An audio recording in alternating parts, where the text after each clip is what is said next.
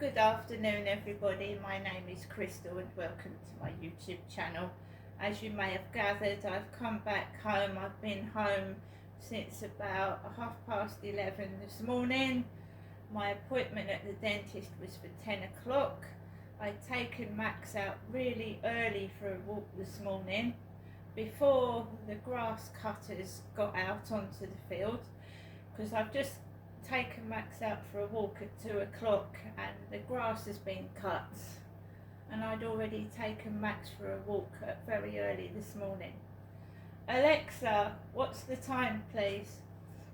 It's 3:31 p.m. So it's 3:31 on a Thursday and my day has been brilliant. I haven't been stuck indoors. I went out and I went to my dental checkup, which it is important to keep dental and hospital appointments if you can, even when you're feeling depressed, because sometimes people, when they are depressed or they feel afraid, they don't go to their hospital or dental checkups, and I forced myself to go. I cancelled it once and now there's a record that I've gone to the dentist, and my next checkup is in May next year. Right. Good afternoon, everybody. It's been a busy day. It's been a tiring day, but I made myself go outside. I wasn't locked up in this prison listening to these monsters harassing and bullying me for no reason at all. It's just jealousy. It is. Trying to slander my name and make out I'm somebody else, and it's pure rubbish. It's, there's nothing on me, nothing at all. I'm as clean as a whistle. There is nothing on me. They keep bringing up things from the past, which, is absolutely crazy, because if I was a guilty person, then I would have been punished for what I've done. But obviously, when nobody's got any evidence and there's no proof, they can't find anything on you. So when you get more,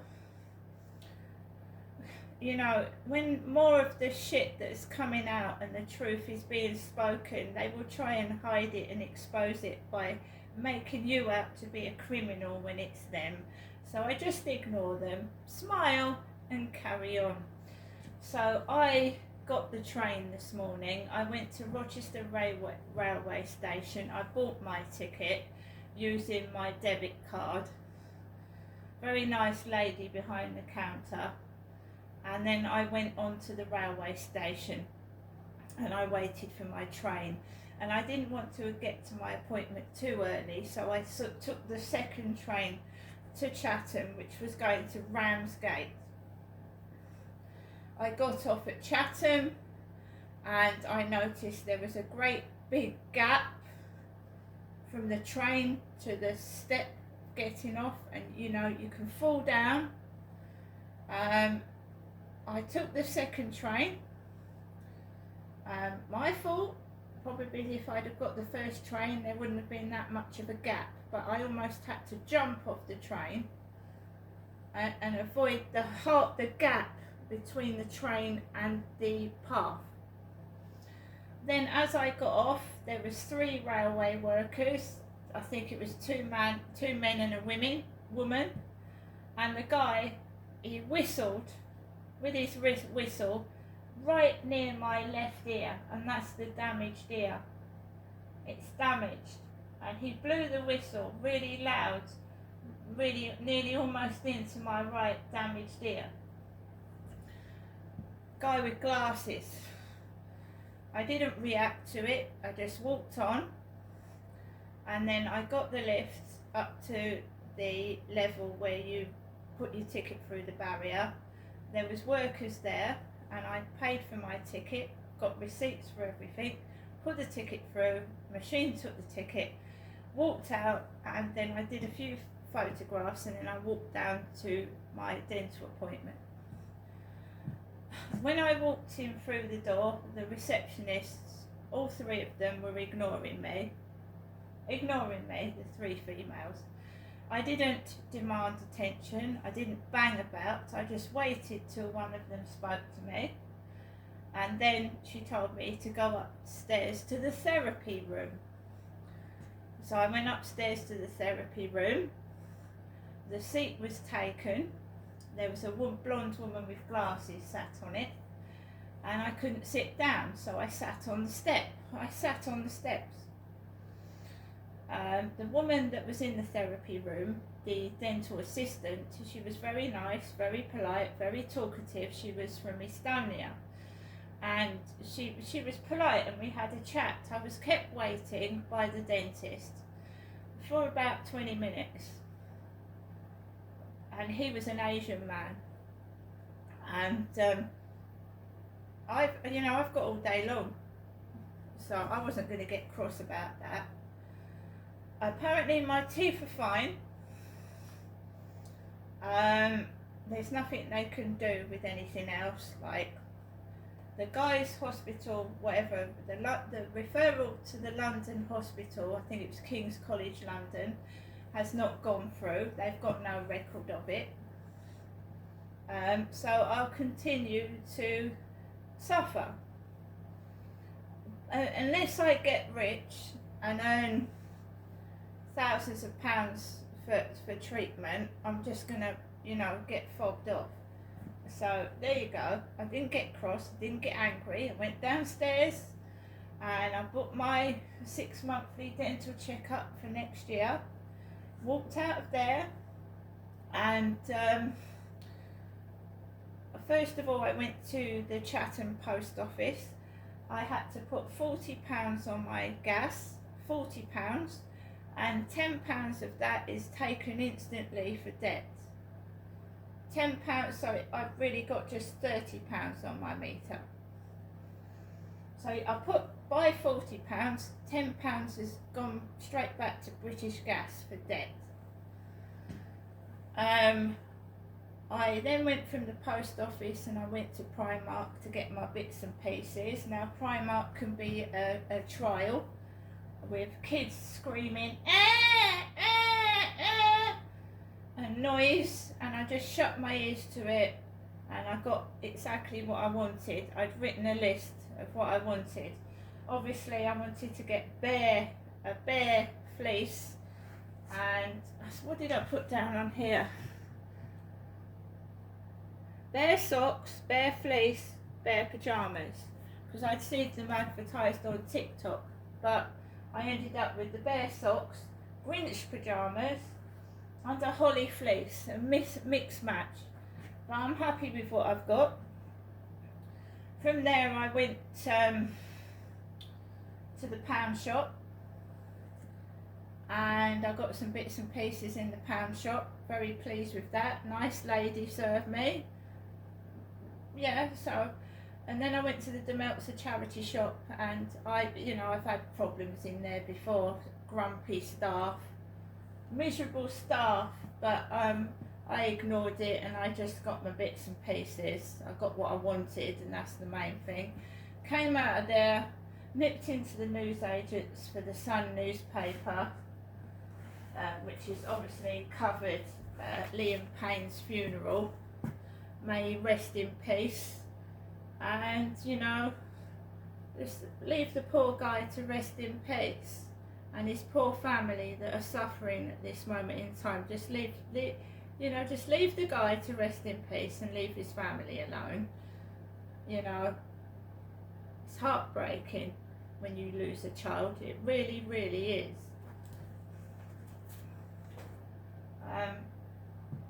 Then I went home, and I bought train tickets, so I returned home on the train to Chatham station, but I bought myself a coffee, a gingerbread latte in the station. I bought myself a coffee, cost me £4.29. £4.29 for one coffee.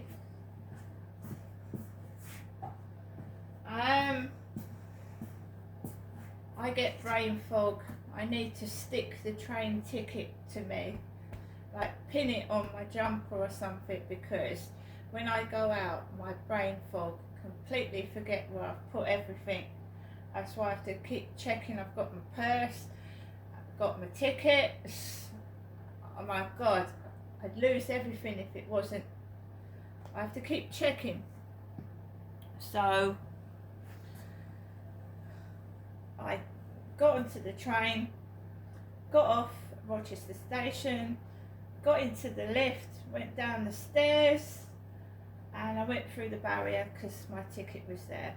And then I carried all my stuff back to my flat. There was no post, no normal post at all.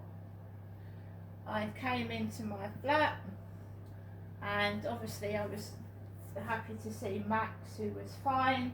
I bought him some treats. I bought Max something to eat. I never forget my dog. I got him some chicken and calcium bones. And then I drank my coffee and uploaded some videos and just got on with the rest of the afternoon. At 2 o'clock I took Max for a walk, and the usual shit, the usual crap.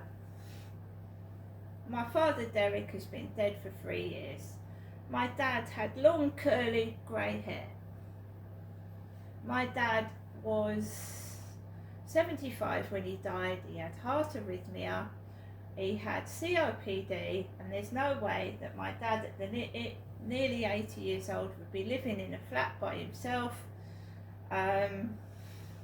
He couldn't go outside without his walking stick, right? So the postman from the Royal Mail looks like my father Derek. Spin image of him, but with a posh voice. He speaks like the king.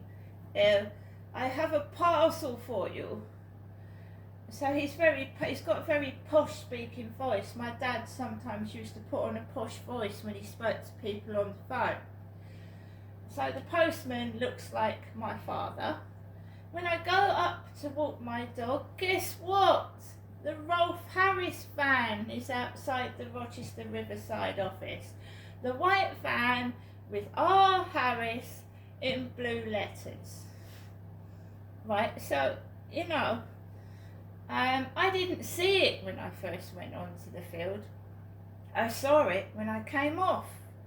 And there was a couple outside the co-op, a male and a female, young co-op workers outside the co-op, and the female was giggling.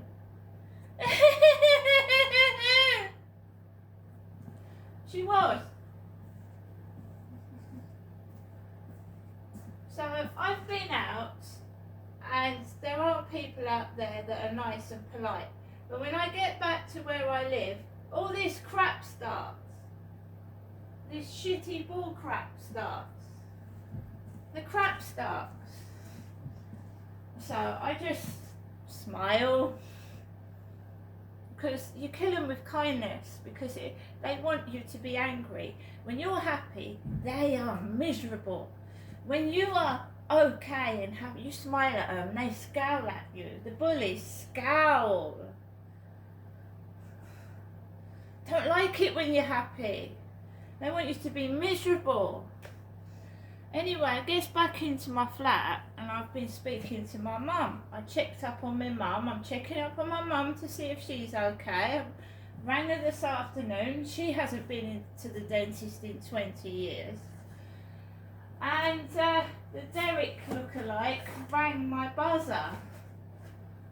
The Derek lookalike rang my buzzer. I've got a parcel for Crystal. Parcel for Crystal. And I said, can you just leave it downstairs, please? Because I couldn't find my keys. Brain fog, I couldn't find my keys. So I was fiddling about trying to look for my keys. He said, I'll leave it opposite the lift. And then I went downstairs. And I'll tell you something which happens after I've spoken to my mum. Very worrying as well. guide dogs. So I've got a parcel with a baseball cap with guide dogs on it. I wore my Spitfire baseball cap this morning when I was out walking my dog. That's what I wore this morning early when I was walking my dog. So I've got sent a guide dogs baseball cap. You are amazing. So that's what I've got in. It's not a Christmas present, it's a baseball cap. Guide dogs. I went downstairs, picked that up. Every time I take a call from my mum or I go round there, something bad happens. And came into my flat, tripped over the sofa and knocked something over and it smashed to pieces. The other night, spoke to my mum, went into my bedroom to clean up, and a Princess Diana plate that I'd collected for years smashed in half. It broke. A Princess Diana's collector plate smashed in half after I spoke to my mum in the evening. I spoke to my mum this afternoon, and luckily it's just something that cost £1, smashed into pieces.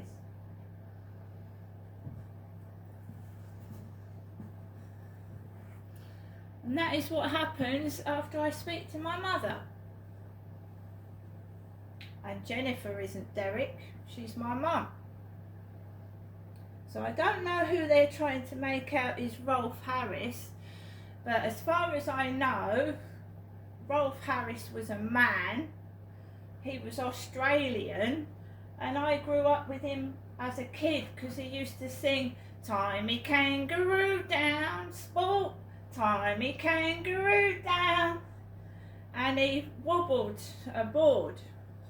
He wibble-wobbled a board.